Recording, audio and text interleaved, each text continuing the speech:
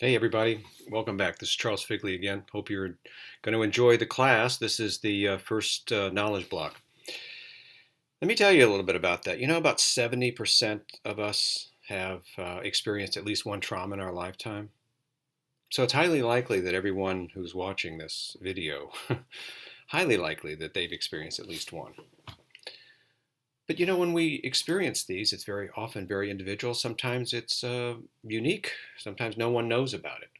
So what we want to do in this class, given the fact of how universal, is to note and to think about and to integrate our own experiences into understanding the impact of trauma, how it influences us, how it may push us in a particular major or field, profession, and then in particular, how a traumatic experience affects our worldview, the degree to which we feel safe with other people, maybe other people that may have been involved in our own traumatic experiences, maybe have caused it, or we thought that would be the case.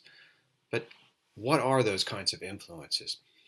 But trauma is everywhere in almost every profession. Architects, for example, when they deal with clients who want to erect a memorial to their child that has died. Dunblane, Scotland, in the late 1990s, there was this crazy maniac that came in and shot the entire classroom, including little toddlers and teachers. The challenges faced by anyone who wants to either tear down the school or erect a memorial or act like nothing's happened. It's very, very difficult, and architects not trained in these kinds of matters, it's quite a challenge for them. Nurses and physicians working in emergency rooms or in operating rooms, they see trauma all the time, but very few people recognize that they absorb a lot of that trauma. My latest book, First Do No Self-Harm, talks about that and how they often suffer in silence and how their own health, their own sense of self is changed by these kinds of experiences. Artists express post-trauma through their work. There is a section here in the knowledge block focusing on artists, the classics in terms of literature, um, not just in psychology, social work, psychiatry, but all fields are influenced by trauma one way or the other because it's so universal.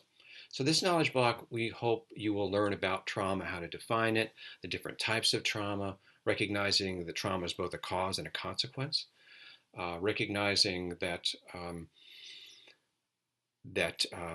completing the first knowledge block, you'll be able to really get it, really have some appreciation for the universality of it. And that's when we want you to first visit the Trauma Quest, the game. Some of you may want to jump in right now, but what we hope you'll do is complete the first knowledge block, take the exam, and then use the points that you've acquired in the game. And the game, we're going to talk about that a little bit later on, especially just before Knowledge Block 2.